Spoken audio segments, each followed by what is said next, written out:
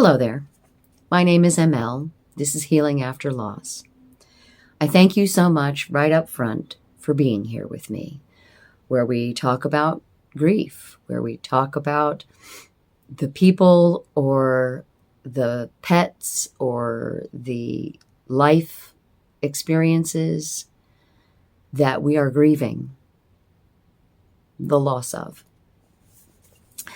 I read from this book, Healing After Loss. Let me move my Healing After Loss, Meditations for Working Through Grief, written by Martha Whitmore Hickman. There is a link below where you can acquire your own copy of this book if you so choose. I do not use the big beast behemoth of an online store. So get yourself a copy if it's important to you. It's not expensive. So please do that. I'm here every Wednesday. Today is Wednesday, the 6th of August, 2025. If that's not what today is for you, that's okay. So I read from the book, and I don't think I've ever shown it to you, but here's what the pages look like. There's a quote. There's how it affected Martha Whitmore Hickman when she was building it. And then there's a little meditation at the end that she's offering to me and to you, to us as a collective, as we read it, to help us get through today. If you like what you're seeing here, if you appreciate following along with me because you're grieving a person, a pet, or a life experience, please hit the like button, hit the bell so you get notifications, hit the subscribe button, comment so that I can have a conversation with you, and share it with your friends who you know are also grieving. I would appreciate that. So here we are on 6 August.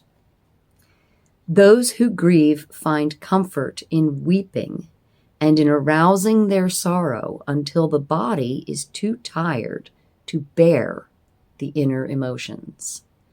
Maimonides. Perhaps the value of very overt expressions of grief, wailing, lamenting, screaming, is that one gets quite worn out and a kind of temporary anesthesia sets in.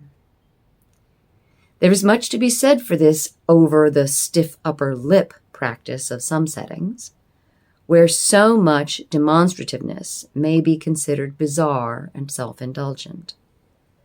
Strange as it may seem at first, if we are not used to it, we will be startled at the sound of our own voice. It can be very helpful to raise our voice against the faceless enemy, even though we know no one is going to answer and give us back our loved one. So maybe it's worth trying. If you'd rather wail in private, fine. Just find a space isolated enough that you can't be heard and let fly all that pent-up grief and anger. Feel guilty about ranting against God? Not to worry. God can take it. I like this passage. It reminds me that sometimes, even when I'm not grieving, I just need a good cry. And sometimes a good cry can be brought about by ranting against God, standing in the middle of an open street and screaming my full head off at the sky.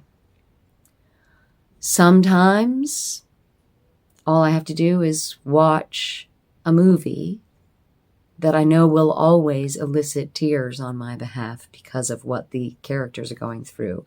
For me, that movie is Truly Madly Deeply, with Juliet Stevenson grieving the loss of her boyfriend, played by Alan Rickman, and her moving on, her needing to move on with her life because he's gone. And he didn't just move away, he died. And when I watch that movie nowadays, I grieve the loss of Alan Rickman as an actor. So I don't even have to watch the movie to start crying about that movie. That movie always brings me to tears. What I'd like to offer you in this moment right now, if you feel safe enough to wail, to rant, to lament, to openly weep, to scream your fool head off, as it were,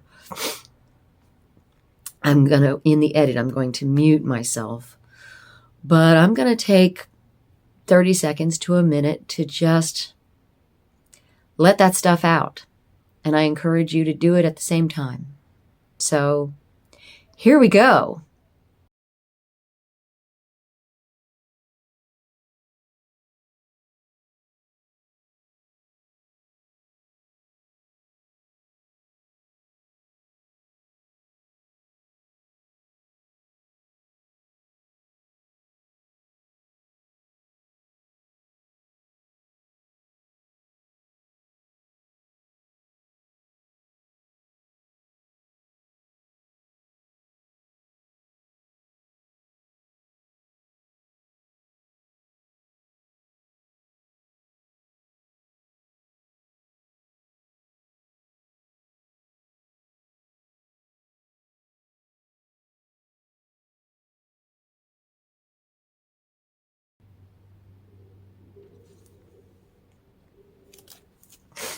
Did that help you? I hope that it did. I have no idea. It was an experiment. I think it did bring a level of exhaustion to me. So that's good. Now I can go on with the rest of my day calmer. Get on with the rest of my day. Thanks for being here with me for that. I hope that you participated. I hope you didn't just watch me muted railing at the universe. I don't know. This is here. I'm not here just for you. I'm also here for me. So that was an experiment. I figured I'd give that a try, having read the passage. Thank you so much for being here with me. If you get benefit from this, if it speaks to you, if you are being helped in whatever your grief is, then come on back next week. Again, please like, share, subscribe, do all the things that YouTube asks you to do, and comment. I encourage your comments. I would love to have a conversation with you. Thank you for being here. Before next week, between now and next week, please take care of yourself and go with grace. And I'll see you next week.